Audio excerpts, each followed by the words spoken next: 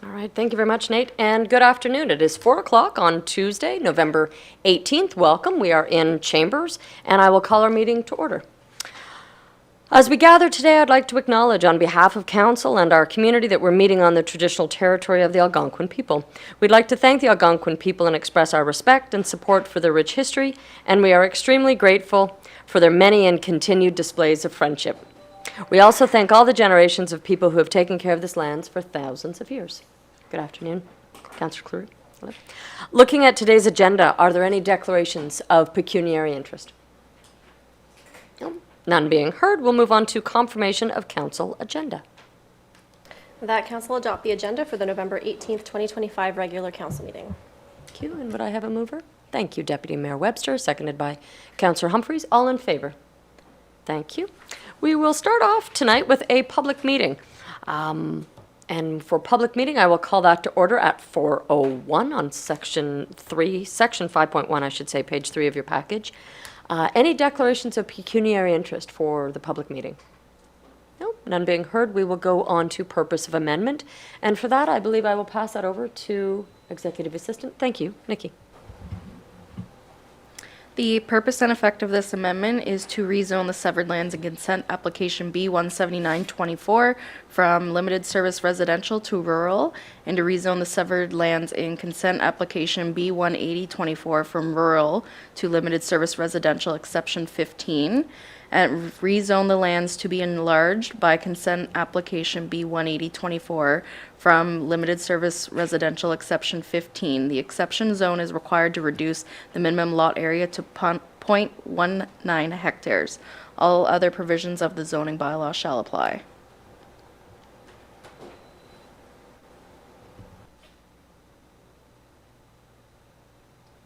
Thank you so much. For the report on notice, I understand that there are no written comments, and seeing no public participation for public today, can I ask you to move on to section 5, please? Notice, if a person or public body would otherwise have an ability to appeal the decision of the Township of Horton in the Ontario Land Tribunal, but the person or public body does not make oral submissions at a public meeting or make written submissions to the Township of Horton before the bylaw is passed, the person or public body is not entitled to appeal the decision. If a person or public body does not make oral submissions at a public meeting or make written submissions to the Township of Horton before the bylaw is passed by the Township of Horton, the person or public body may not be added as a party to the hearing of an appeal before the Ontario Land Tribunal unless, in the opinion of the tribunal, there are reasonable grounds to do so. Wonderful. Thank you very much. Are there any questions, comments from council? Yes, Councillor Humphreys. Just the one question. So Ms. Utrunke is adding to 2 different lots as land. I noticed like they're switching back and forth from 4478 River Road and 410 or 4510 River Road. So when I looked at the photograph, was it just they own all the properties, or is it to just make both lots bigger? Who was the previous owners to those lots? Yeah, so they own both properties. Okay. One's recreational, one's permanent, and they're just enlarging both properties, so one has waterfront and one has more land. Okay. That's what by the map, that's what I thought it was. Thank you. Thank you. Any other questions, comments? No, none being heard.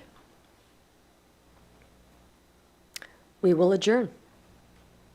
At 4:04, thank you. We'll close off our public meeting and we'll move on to our agenda. Section 6.1, looking at minutes from our November 4th regular council meeting. Page 17, would I have a mover to adopt minutes as presented? Thank you, Councillor Campbell. Do I have a seconder? Councillor Humphreys, seconded. All in favor? Thank you. All right, and moving on to any business arising from previous minutes. We're a quiet bunch tonight. Okay, none being heard. We'll move on to committees. And we're going to start tonight's committee reports with Chair Campbell on page 20, section 8.1 of our package. Thank you, Your Worship. Page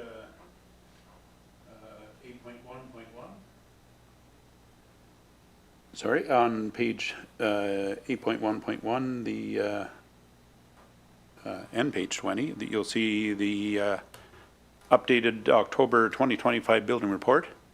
Again, we're still standing at 22 new residents, and numbers are slowly rising. We're still waiting on November and December, of course, for those to be populated. Are there any questions or concerns based on the building report? None being seen or heard. We'll move on to the open planning files as of November 14th on page 21. And I guess we're looking at 19 new severances showing. We're down to one page, and that's including the 2 lots of the public meeting we just addressed. Is there any concerns with the open planning files? None being heard. I guess that'll slow down now for the season, possibly. And if that is it, I'll turn it back over to you. Well, thank Mayor you. Proctor. Appreciate all of that, those details. And I do have to say I did a double take when I read 22 new residences, so that's fantastic news. Moving on to Chair Humphreys, please, for the Transportation Environmental Services. Thank you, Mayor Proctor. Page 22 of your package, 8.2.1, the chair's report. I will just, we had a delegation from the food cycler, and our committees reviewed the private road grants and the recreation camera installation. I'd like Public Works, Adam Knapp, to fill us in on the why, when, and why we're doing that. So, thank you. So the private road grant has been out for a couple of years now. We've seen a slow uptake, and the Mr. and Mrs. Jones effect taking its course of the neighbors finding out that others are using the program. This is just a little bit of a further incentive to use the program and account for some costs that we've all seen go up for aggregate and services, to make sure that we're staying up with that CPI and treating everybody fairly, to give them an equal share. Approximately now we're compensating about 30% towards these grants over the road work that's being done. This should get us closer to the 50 percentile, which I believe is a fair cut to show, pay half towards the road and help promote some more safer private roads within the township. Thank you, Adam, for that. Was there any other questions on, I know the delegation was here for the food cycler, and we did about a 25 minutes on that. And it's all in the package, there are releases in the package. And was any question from anybody that went look through that? Like their plans are be probably quite different than our plans. And I know we had some good questions when we had our meeting with Deputy Mayor Webster and myself and our Public Works person, Lois, but it's something that'll be in discussion. I know this is just for information, so there is a lot of information.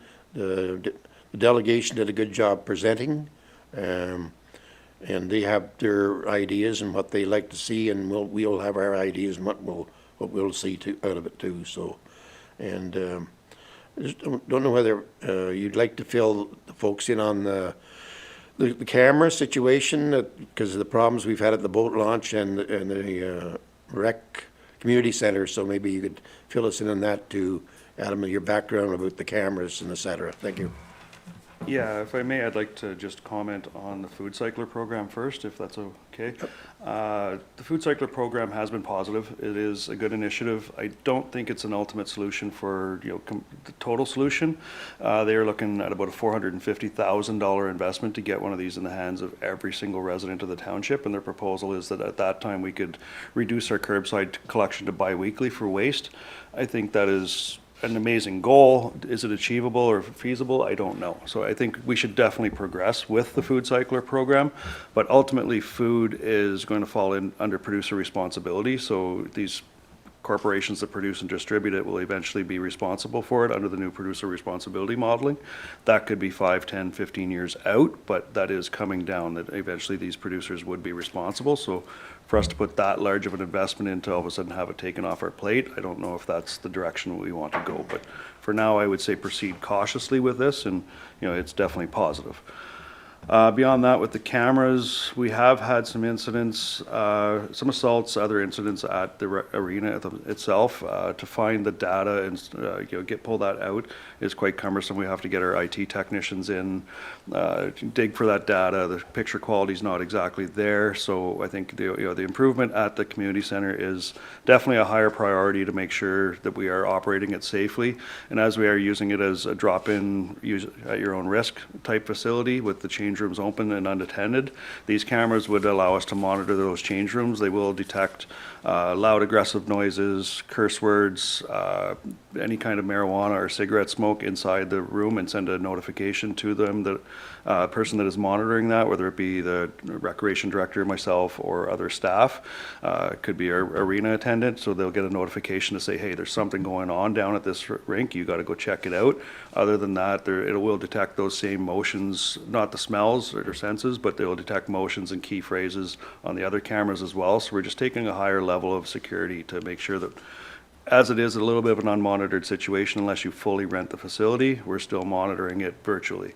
The boat launch, we've had incidents down there as well. The container on the washroom themselves, the basin, is very full of waste. People are throwing cans and all kinds of other debris down there. We can't monitor the interior of the washroom, but we can at least monitor people coming and going.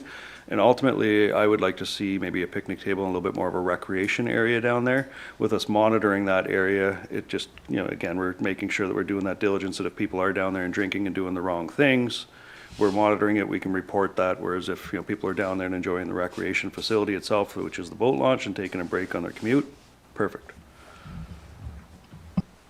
Thank you, Adam. Is there any other questions of Adam? Yes, Councilor Cameron. Again, just, it's obvious, in seeing the food cycler, sorry. I must get that. So just going back with the food cycler, it's, I can see, the household benefit to it. And I agree with you, are we ready for that yet? Because I'm comparing the annual fees that I guess we would be in charge of, and then with the increase in our regrind, I'd like to see a comparison down the road if and when we get to that point, that can one be cut back because of the other being beneficial to lessen the amount of debris going back into the landfill site. With regards to the cameras, and I understand when we're looking at those, you see on Facebook where, more and more, even for the town of Renfrew, has anybody seen these people? And I can't believe how distorted, how poor the pictures are.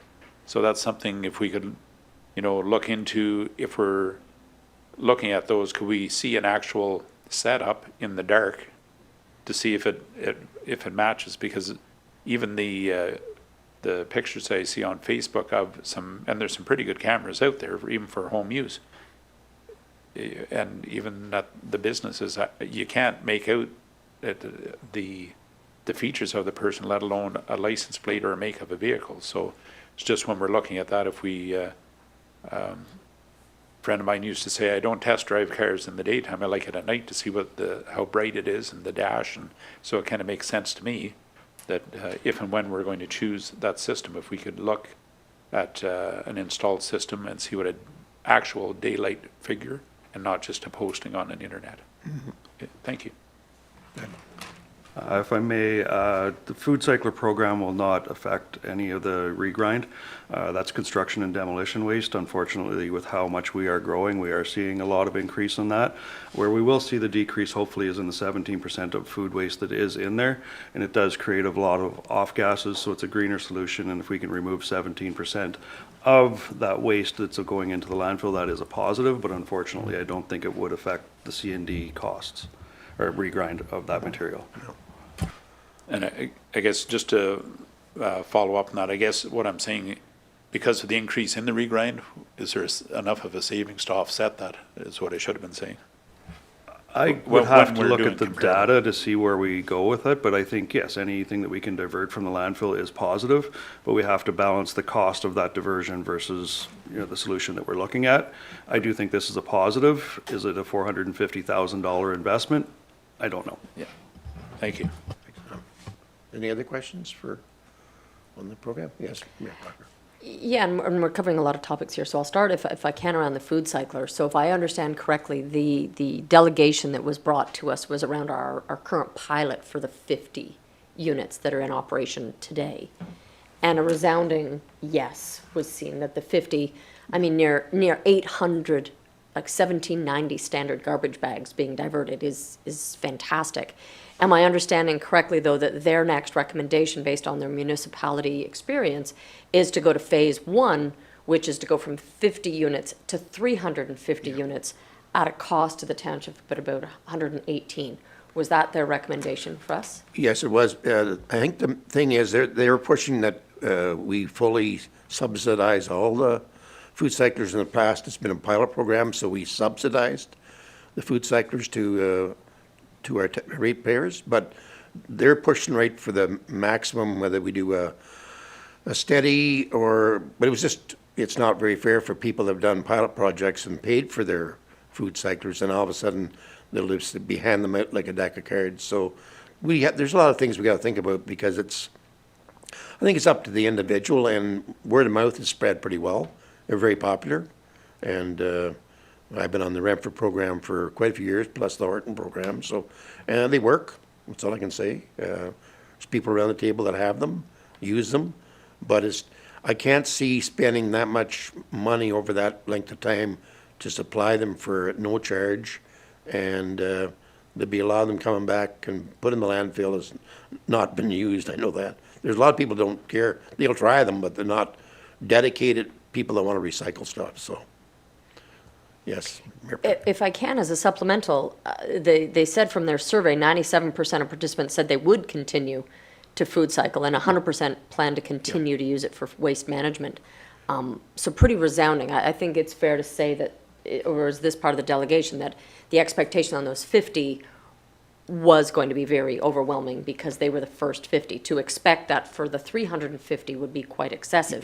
Yeah. And whether or not we would compensate or not, I guess if I'm leaning into your supplemental to that, Adam, is it fair then to say that your belief that there's a tipping point there of the benefit to our dump, while we're redirecting 1,790 bags right now, and we're offsetting that 17% of our dump material, there's a tipping point where we're no longer getting the efficiencies from the investment? I would say yes. It's, a matter of that balance and implementing other programs to support this, because 350 units seems feasible to me. That's a number that are gonna get those environmentally conscious people in the township that want to do that. Some people, you just aren't going to change their habits. The other pieces of this puzzle are producer responsibility, where the recyclers are now responsible for recycling. So you're going to see less plastics and other single-use materials going into our landfill, because they have to pay to pull them back out of the industry. The other X factors are looking at programs like the Clear Bag program, which we are proposing go forward in 2027. Admiston Brumley has already implemented that, and are seeing quite positive results on that. So it's just a re-education and retraining of the public to show them that these are the new processes. This is what's acceptable now. The old ways aren't going to fly anymore. Last supplemental about food sector. Love the idea of the carbon refills and the depot for dumping off what comes out of it, because mindful that certainly in winter there's nowhere to put the material.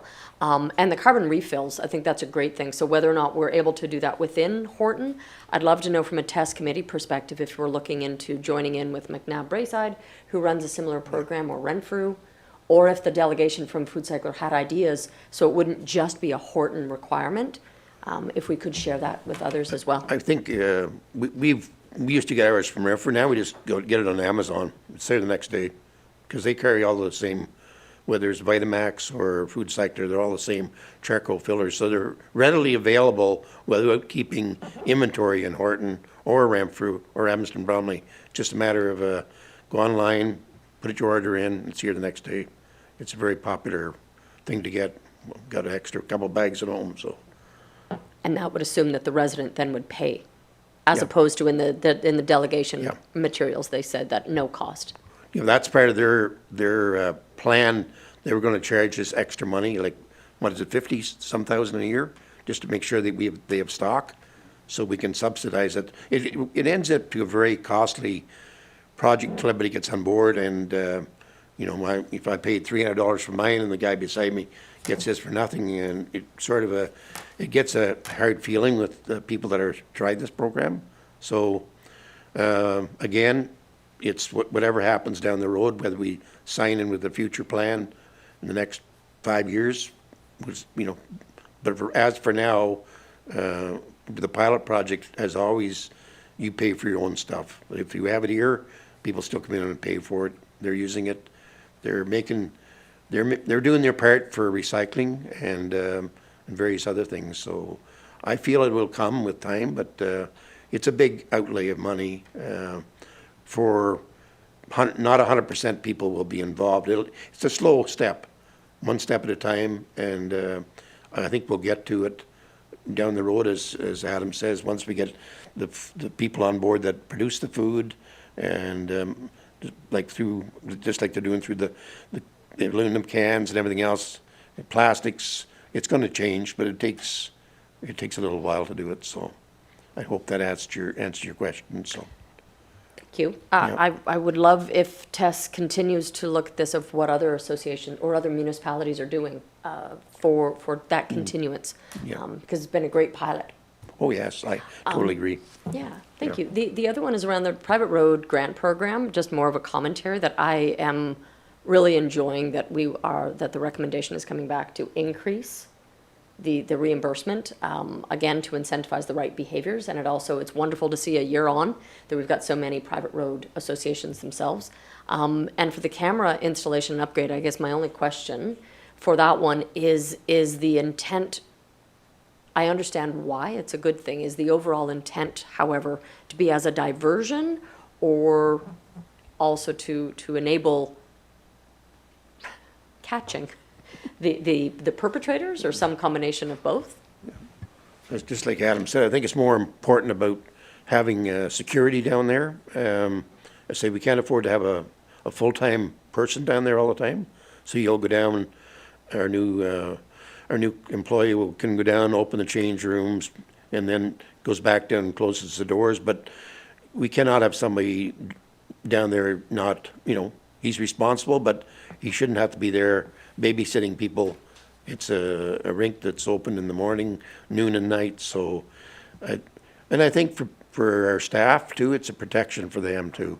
If something happens, you know, both Rachel and Carson, we at least have some backup for them if they know they're under video surveillance, or, you know, dark nights and you're down flooding and there's people around and you're trying to do your job. And I think important has always taken a step to be safe and sorry, so I know, yes, Deputy Mayor Webster. Yes, and thank you, Chair.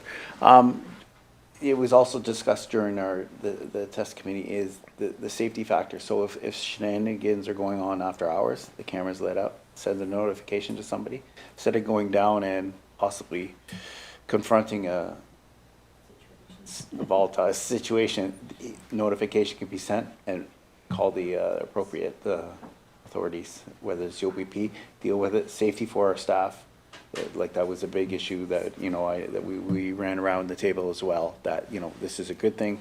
They're gonna get notifications, they can see what's going on. No, it should be closed whatever time, 10 o'clock, I think the number was, that, no, something's going on down there. There's some, Yeah. in the dressing rooms, let's get the right authorities in there to take care of it.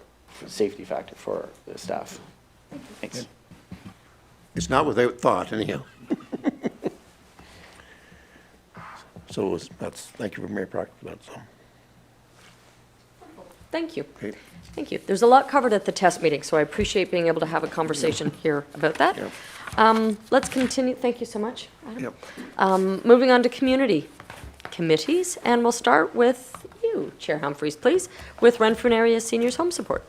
Okay. I just made some notes here. Right now, there's a few things going on with the senior home support, working on the lease agreement. Of course, we seem to train our development coordinators, and then somebody steals them away, so we're rehiring again. And hopefully, everybody's got the green envelope in their mail. This is a very important fundraiser for the senior home support. What happened last year was the postal strike really put a curve on them, but this year they're already mailed out. And some of the things they highlight in the green envelope is what they do in the green. Like, they've been in business for 38 years. We've done 4,400 frozen meals and 2,700 transportation and over 700 income tax programs for low income. Home maintenance for people that can't get out, home care, friendly visits, and telephone calls. Like, this organization has done so much, and they need to raise money because they're not getting a whole lot of money from the government. So anyway, just nice to announce at this meeting tonight that if you get one in the mail, and if you don't, please contact us, because we've had some issues with some of the areas not getting the proper postal delivery. So, and that is pretty well my report for wrap up for senior home support. Thank you, Mayor Proctor. So, Thank you. any other questions from senior home support or anything? If not, I'll carry on with the Chamber of Commerce.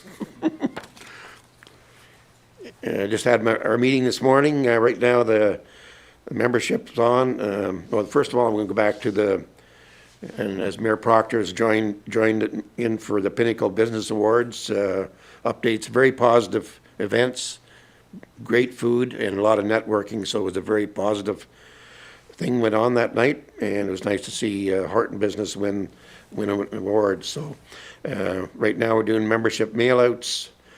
We're still working on promotional medias for our members, trying to give members more in our discount value, working on our 2026 budget. And the Chamber does look after the tourism, so light up the square 29th, and then promotional shopping was all on the agenda of today's meeting. So that's about a wrap for that too. So back to you, Mayor Proctor. Well, thank you very much. Any questions regarding Chamber of Commerce? None? All right. Moving on to Chair Campbell, if I can, please. The South Ottawa Valley Police Board. Thank you, Mayor Proctor. The South Ottawa Valley OPP detachment board met on August 29th at the OPP boardroom at 4 o'clock. We welcomed our newest member, Jill Campbell, who's stepping in for Bob Campbell for McNabb Braeside. And she has been brought up to speed and is just waiting on her criminal background check for the last part of her requirement to be able to be a voting member. We had a report for a Zone 2 zone meeting from our Chair Rob, who was in Hawkesbury. Their senior support management was a big topic on the agenda, and then the some of the concerns that were brought up. Their upcoming zone meetings, they're looking that Renfrew or the South Ottawa Valley detachment host a zone meeting up this way. So I'm going to suggest, and I have suggested, that we offer our community center for that. It's a pretty good turnout. I attended one in the fall in Ottawa. Staffing, we spoke of staffing. We still don't have our administrator in place, and that's kind of holding back on some of our programs. We're again informed that some of the boards still don't have all their requirements met. So I don't understand this far in the biggest thing, I guess, was insurance, because we're still waiting for the upper group to come forth. So we took that as being the issue. We were going through our budget, and our insurance has been paid, so that is a good thing. And so our invoicing will be going out along with a presentation, which I've spoke to our CAO, that we're still waiting on our visit from the board to see what our actual numbers are. So we'll be bringing that forward. And then, again, as we're growing, a new name change, because they're finding that the overall board names are too complicated. So you'll be seeing, it'll be the Police Governance Board of Ontario now, will be the overall, and then broken down into individual boards. So that'll be coming forth. And of course, our board composition, the 2026 elections for our board chair. So that was brought up because each year we don't want to have our chairs covering more than one year at a time.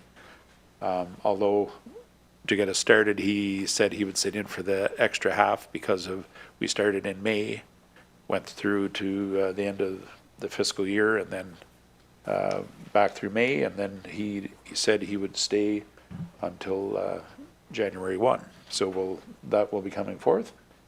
The other report we had were speed cameras. The speed camera, there's 3 for this area that have been a grant. So they will soon be, there's signs up showing that they will be in our area. So they will be installed and put into play. And there is one in Round Lake right now at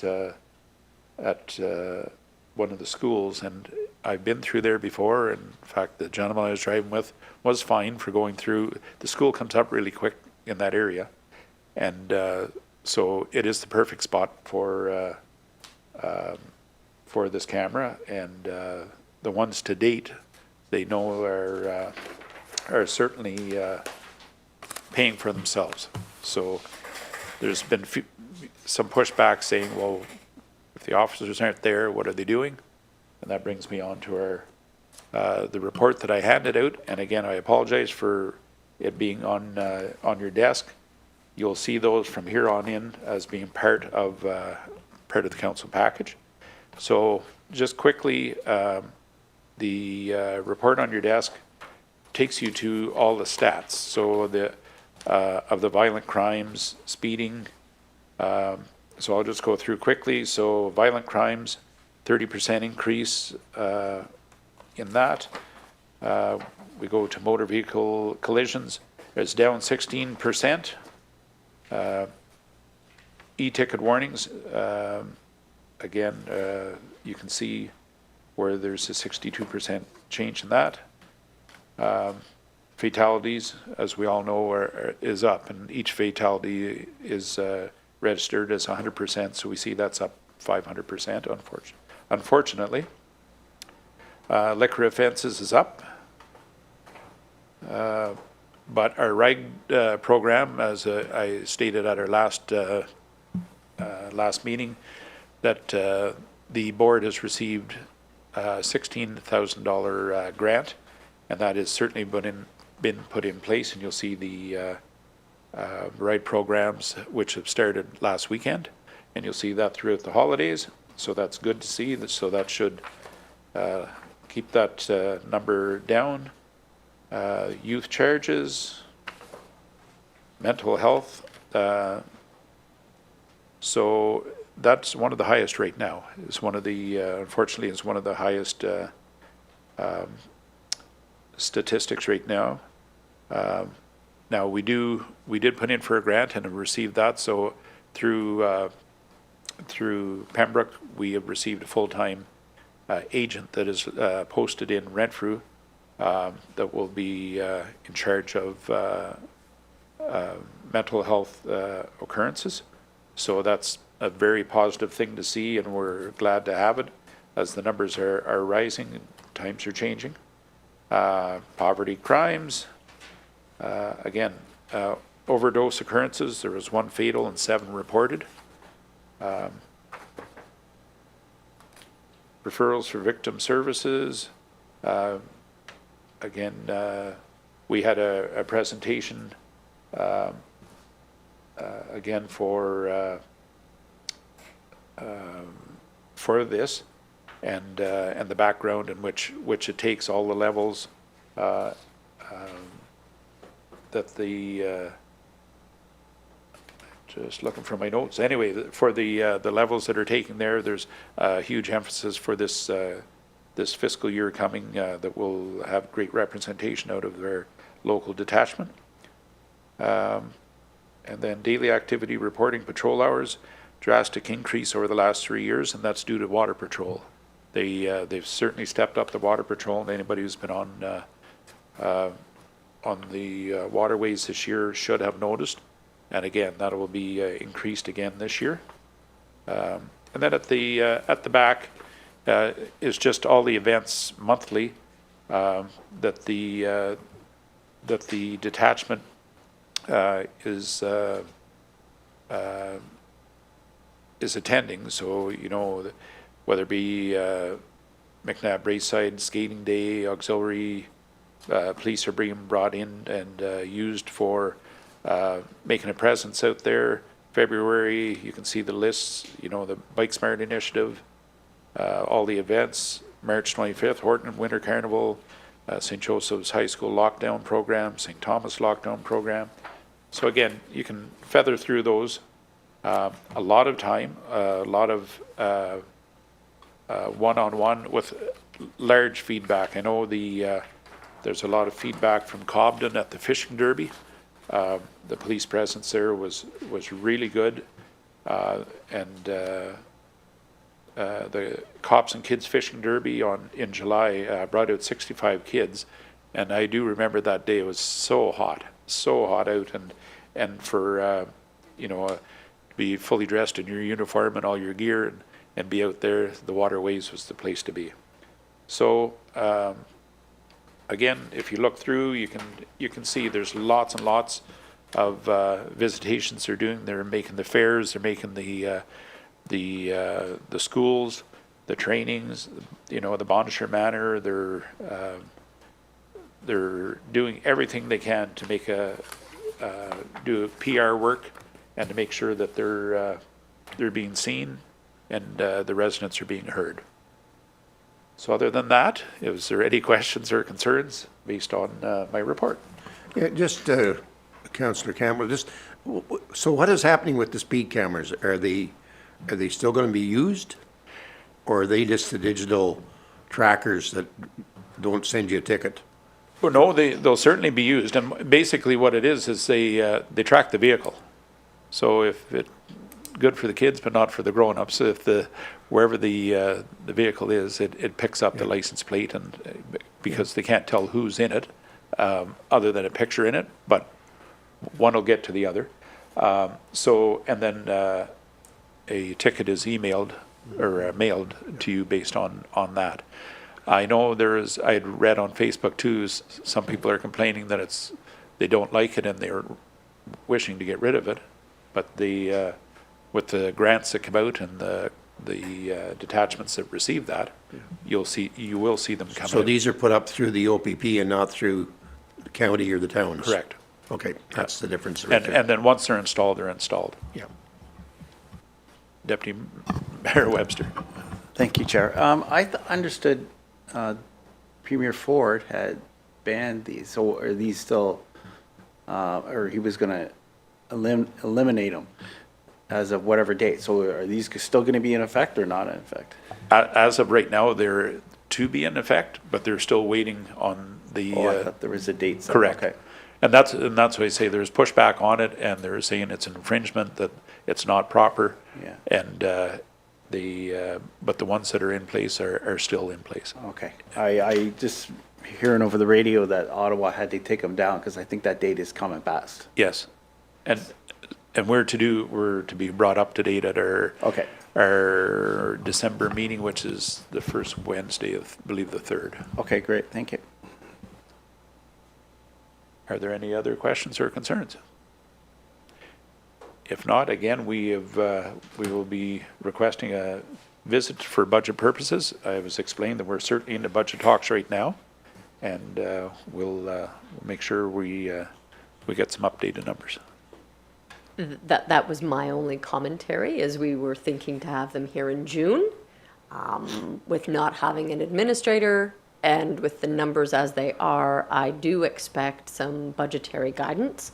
If you can pass that along, and maybe next time, if the date seems to be elusive, if we could have a date from them on when we'd be getting some budgetary numbers so that we can factor those into our budgets. As you know, we've got December coming up. So I don't know if we can have that, but it would be ideal to have numbers. Thank you. And I've spoken with the CAO again to arrange a date and certainly have someone here. And I know when I spoke to the chair, as soon as he started talking about it, his look turned towards me, because I have asked for it many times. And again, due to the the issues that we were having, we're waiting for the planning coming from the town, from the board, and and when our meetings, one was postponed, one was held up, we didn't have full information, so they couldn't do it until all the I's were dotted and T's were crossed. But they certainly know Horton's pushing for it to be on top of that list to be visited and hear what the actual numbers are for our first fiscal full year. So thank you. Thank you very much. Thank you. We'll move on to section 8.3.4 would be an update for County Council. I had the pleasure of attending, I guess since my last update too, November 12th being the last one. A few updates from there. I had a second delegation. There was a first delegation in October, a second delegation relative to biomass as an industry. Second one, putting my glass in, Roseburg and Associates. Really good delegation. In short, it's a cogeneration project where they were looking for support from county into the province to support the biomass residuals that would be netting out. It was a retention of about 200 roles and the addition of about 8 additional individuals. In short, as my understanding of it, was low-grade lumber and mill waste would be converted into energy source. So both offsetting some of their their energy consumption, but also producing. So lovely to see some really innovative thoughts coming out of in the county, and especially in a sector that we're so apt for. Another one relative to the community that I thought was important was some discussion around the GIS data sharing for municipalities, that has gone forward, that's been directed to staff for the next generation 911 GIS readiness for that. As more information comes out of that, we'll certainly be learning of that, but I wanted the council to be aware and staff to be aware that was on that docket and did proceed forward for that next generation 911 support. Next was a 2025 to 2029 child care and early years service plan review. Really interesting reports, and I do apologize, I did not bring the booklet with me. That was my mistake today. I'll bring it for the next time for you to peruse through. A lot of great information on the number of households in Horton that are needing child care, early years support, and where it's available. There's an awful lot of focus towards this given the community makeup and the demographic within the county. Last 2 items, the number of individuals from County or Queen's Park this week, working on a number and really promoting. I think many of you saw the warden's email relative to the twinning of 17. So again, pursuing a number of key discussions with folks at Queen's Park. We're also working on delegations for Roma and supporting them through county conversations. And last but not least is, I think each of you received information relative to the warden. And there are 2 nominations going on right now, and that will occur beginning of December, will be the inaugural meeting. Any questions or anything you want to discuss about county recently? Right. None being heard, we will continue on then, and we'll move down to correspondence summary and our information correspondence on page 42 of our package, mailed to us by Nikki. There we go. Are there any comments, concerns, bless you, for the content? Yes, Deputy Mayor Webster. It's just a duplication, I guess, from previous meetings. Congratulations to Adam Knapp for achieving that and the paperwork coming forward. So glad to see that of a staff member moving ahead. Well said, well said. Any other comments on the information package as provided? Calendars? None. All right, we will move on to support request on page 43 of our package as an action correspondence. My apologies, let me get back to, there we are. And I'm going to ask for a bit of guidance, how best I handle this. Just ask for comments? Sure, you can ask for comments. I do have a resolution of support prepared just to support the county's initiative, but if you want to explain the letter, that's perfect. Perfect, so thank you. The letter presented and provided to us that I just alluded to a moment ago was written by our warden in county, and it really leans into, if I not so elegantly, but just more summarize, the support that we're looking for from the Ontario government to ensure the Trans-Canada East-West road as provided currently by 17 and some of the challenges with it, but also what the letter also leans into is recognizing that it's not just a one and done, that it's the first step in many steps that support not only our northern municipalities, but the Ottawa connection into, and our area court connection into them. So I will ask, are there any comments, questions, concerns with the action that we're being asked to take? Councillor Kleur. No, I think it's a good initiative. It's still, I'm still fathomed by the Trans-Canada Highway, and it's not, it should be 4-lane from coast to coast. If you follow like the United States, they have so many highways going like south, north to south and west, west to east, and we have one major one, and we can't even get it done. Like they're 80 years ahead of us, and we can't build that. It's the boggling mind. I think this initiative is, the whole point of it's a good initiative.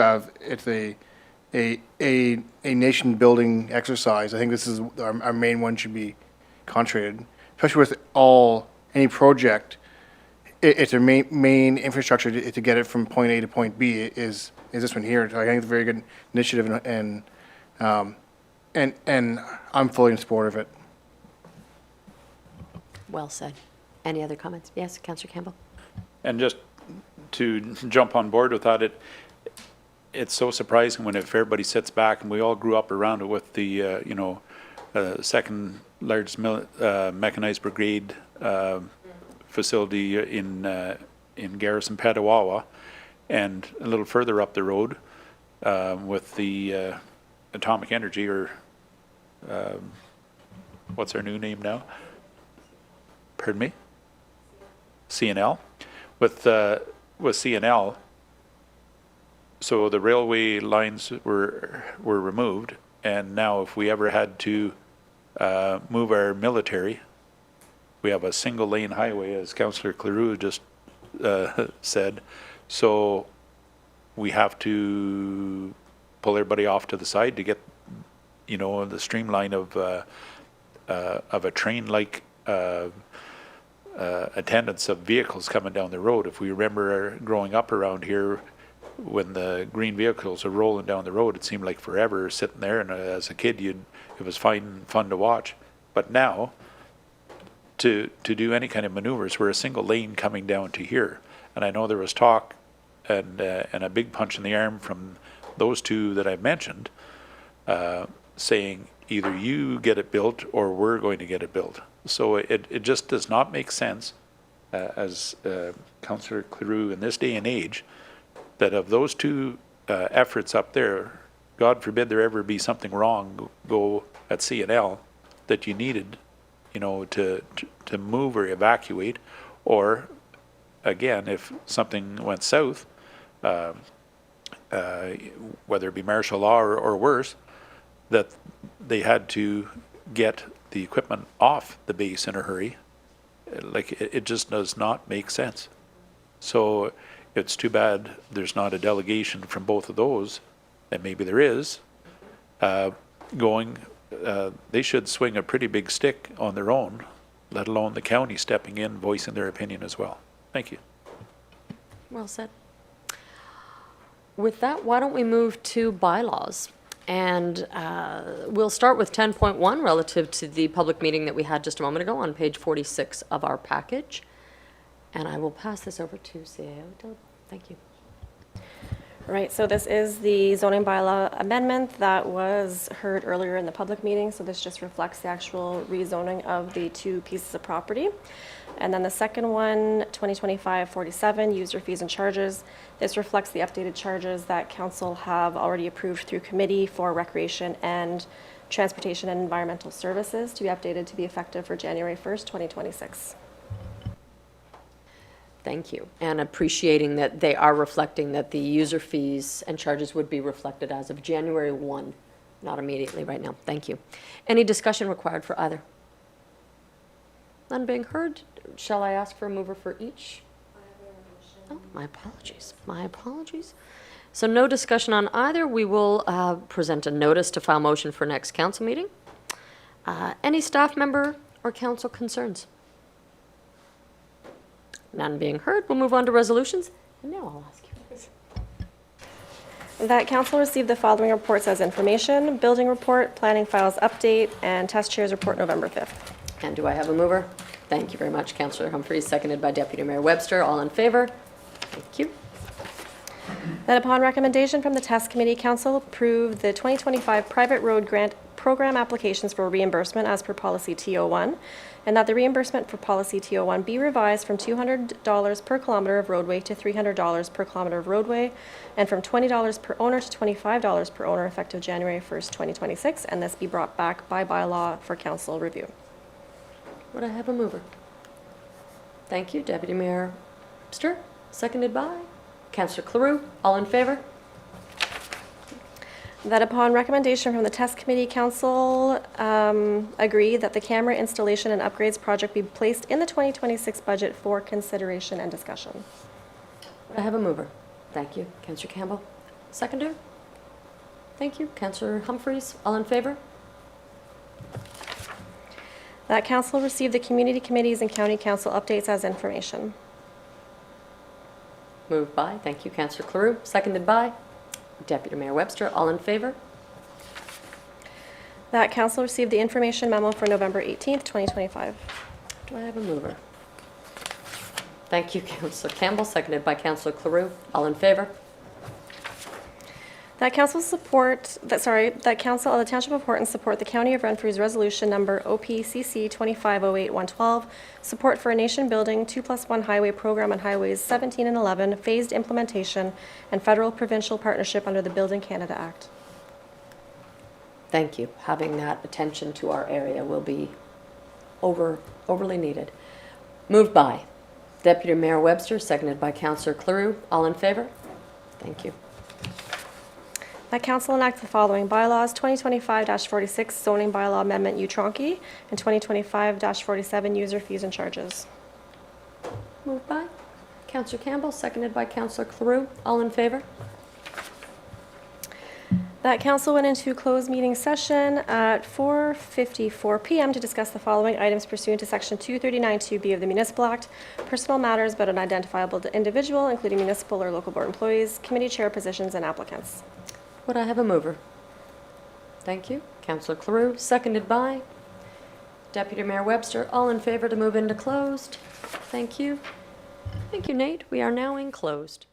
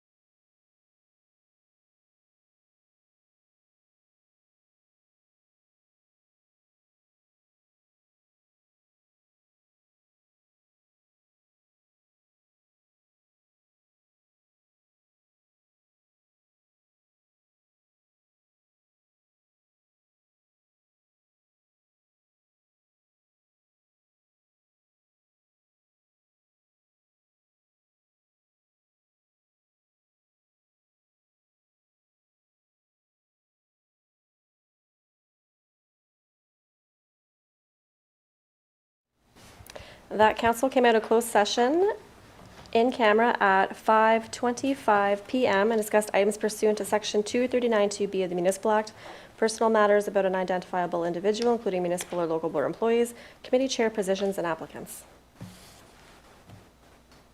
Would I have a mover? Thank you, Councillor Campbell, seconded by Deputy Mayor Webster. All in favor? Thank you. That council agree upon the following standing committee compositions: General Government, Chair Webster; Public Advisory members Susan Humphreys, Paul Isaacs, and Steve Osipenko; for Planning, Chair Campbell and Councillor Cleroux; Public Advisory members Bob Johnston; Protective Services Committee, Chair Campbell, Councillor Cleroux; Public Advisory members Paul Isaacs, Jamie Levine, and Grant Hennon; Recreation, Chair Humphreys, Councillor Campbell; Public Advisory members Claire Brubel and Debbie Johnston; and Transportation and Environmental Services Committee, Chair Humphreys, Deputy Mayor Webster, and Public Advisory members Tyler Anderson and Lois Graveline. Would I have a mover? Thank you, Councillor Humphreys, seconded by Councillor Cleroux. All in favor? That council enact bylaw 2025-48, confirming bylaw.